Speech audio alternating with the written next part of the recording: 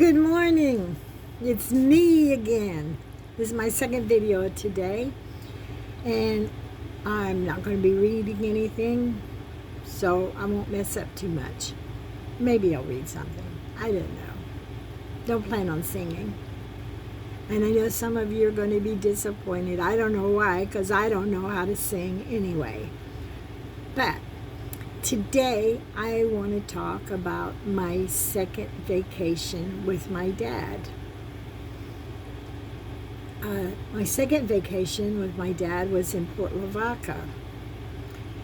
And when I was going over my memory of the location, was right here was the beach and then the street, and then there were shrimp boats.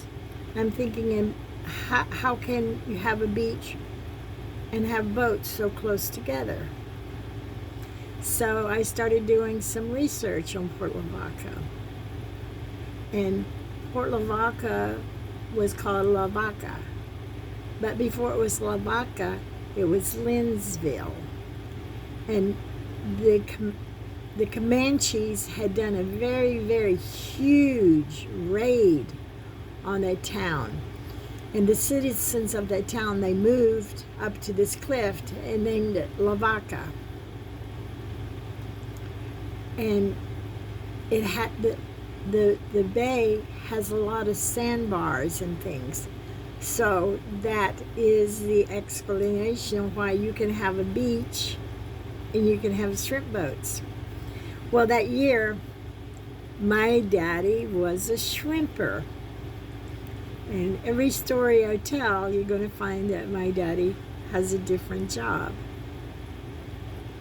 He was what is he?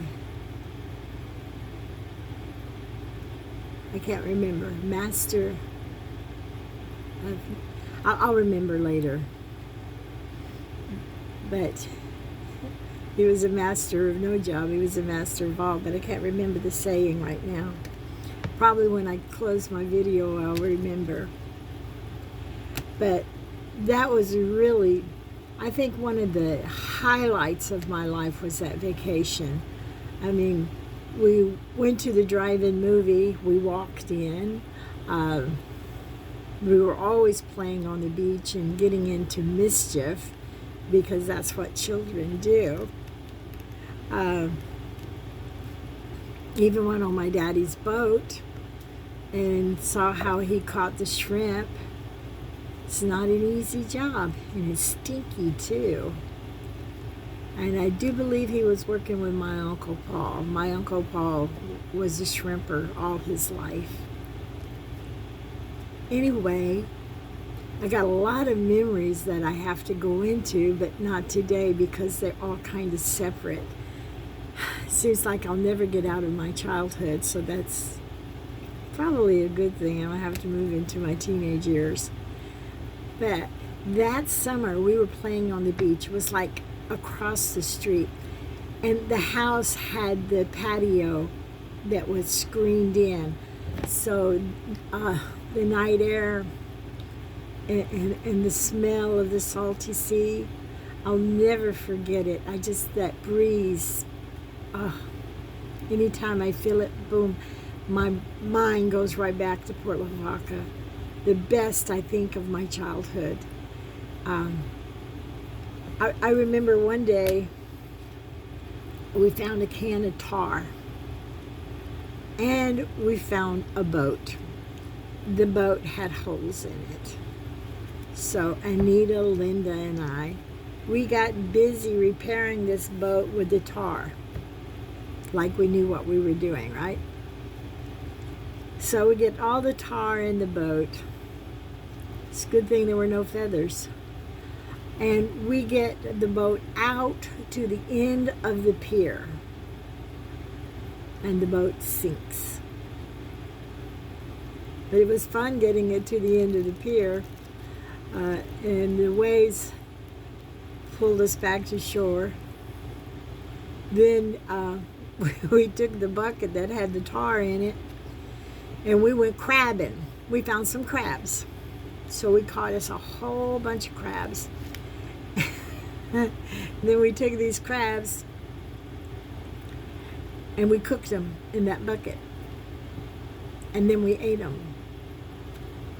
It's amazing. We even survived. I don't think you're supposed to eat tar. But the crabs tasted good.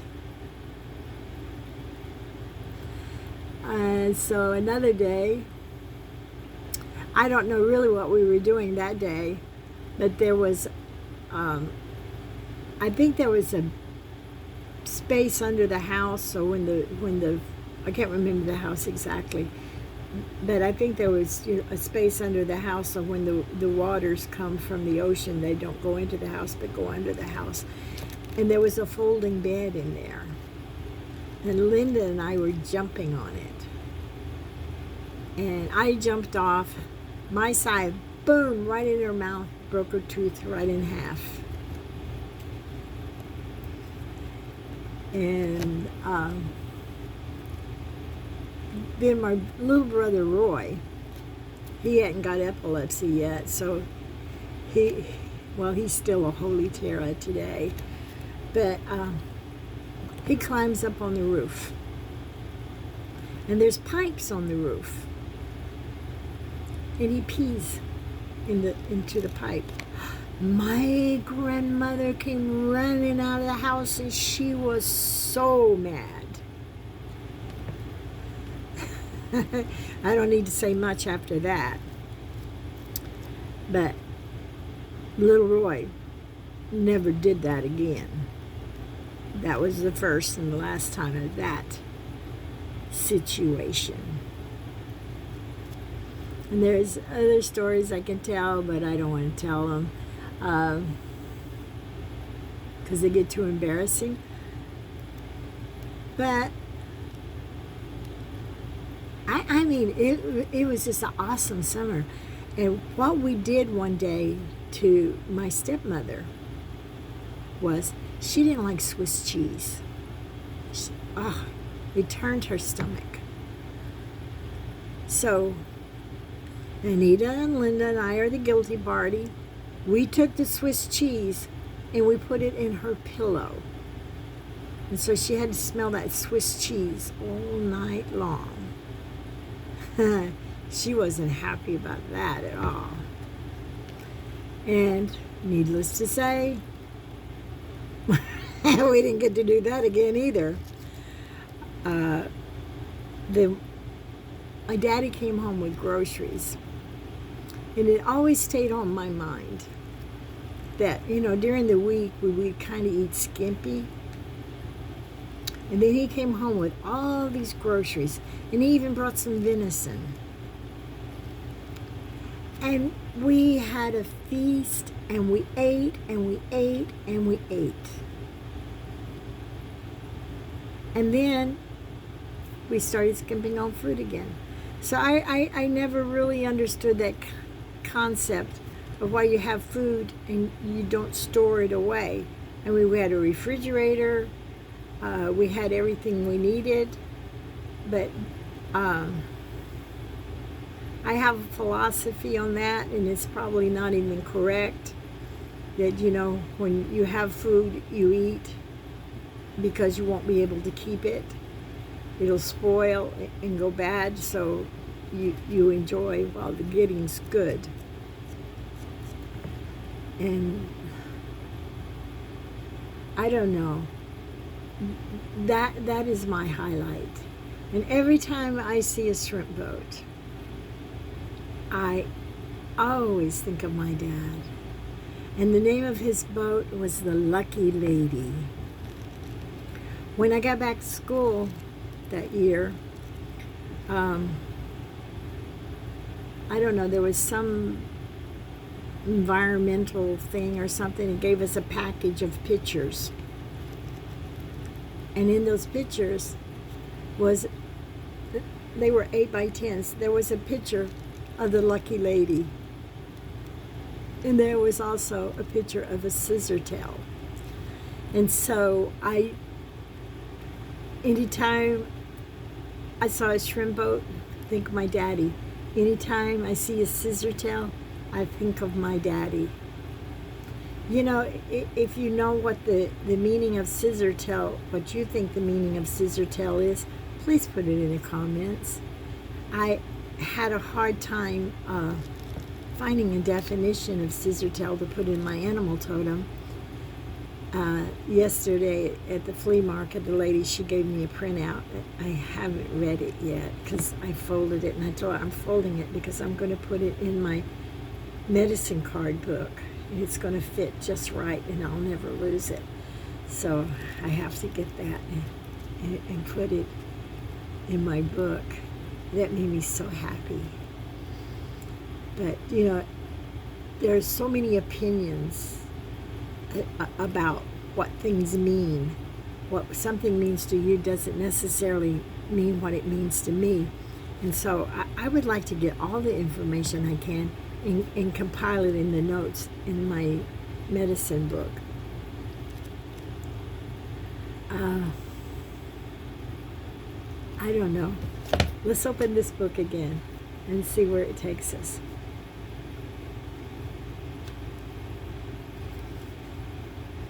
Joy in the morning. Have you ever gone to bed completely overwhelmed? Then the wonder of wonders, you awake to a brand new day. Maybe the problems weren't gone, but the despair was.